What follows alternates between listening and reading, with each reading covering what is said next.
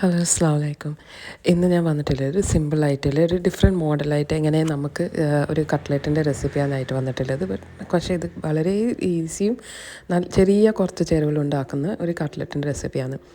കുറച്ച് ഒരു 2 table spoon നെയ്ക്കോത്ത്, ഒരു ടീസ്പൂൺ അത്ര വെളുത്തുള്ളി മാത്രം ക്രഷ് ചെയ്തത് ഒന്ന് സോട്ടേ ചെയ്ത് കൊടുക്കുക. അങ്ങോട്ടും ഇങ്ങോട്ടും ഇളക്കി കൊടുത്തു കഴിഞ്ഞിട്ട് 250 ഗ്രാം ചിക്കൻ മാത്രമേ ഞാൻ ഇതിൽ ചേർക്കുന്നുള്ളൂ. എന്നിട്ട് അത് കുക്ക് ചെയ്ത് ആയിക്കഴിഞ്ഞാൽ 2 ചെറിയ ഉള്ളി മാത്രം ചെറുങ്ങനെ അരിഞ്ഞിട്ട് അതും കൂടി ചേർത്ത് കൊടുക്കുക.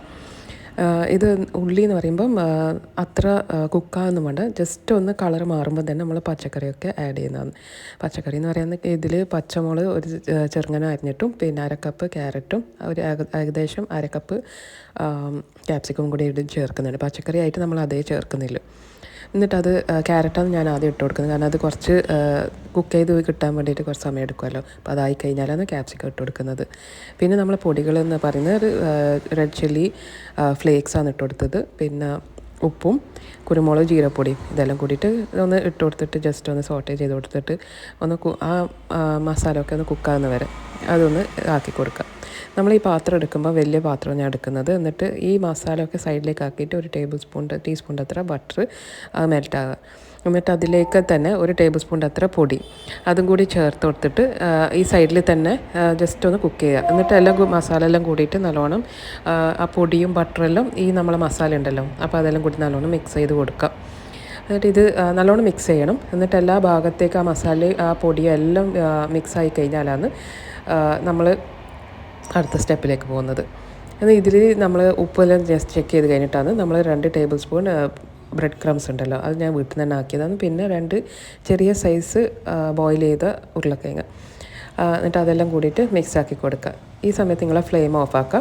പിന്നെ ആ ചൂടോടെ തന്നെ 2 ടേബിൾ സ്പൂൺ സ്പ്രിംഗ് ഓണിയനും കൂടി ചേർക്കുന്നുണ്ട്. സ്പ്രിംഗ് ഓണിയൻ ഞാൻ ജസ്റ്റ് ചൂടാകുമ്പോൾ മാത്രമേ ഞാൻ അത്ര കുക്ക് ചെയ്യുന്നില്ല. എന്നിട്ട് എല്ലാം കൂടിയിട്ട് മിക്സ് ചെയ്തിട്ട് കൊടുത്തിട്ടാണ്. പിന്നെ ഞാൻ മറന്നു പോയതാണ് 1 ടീസ്പൂൺ അത്ര സോയാ സോസും ചില്ലി സോസും കൂടി ചേർക്കാൻ വേണ്ടിയിട്ട്.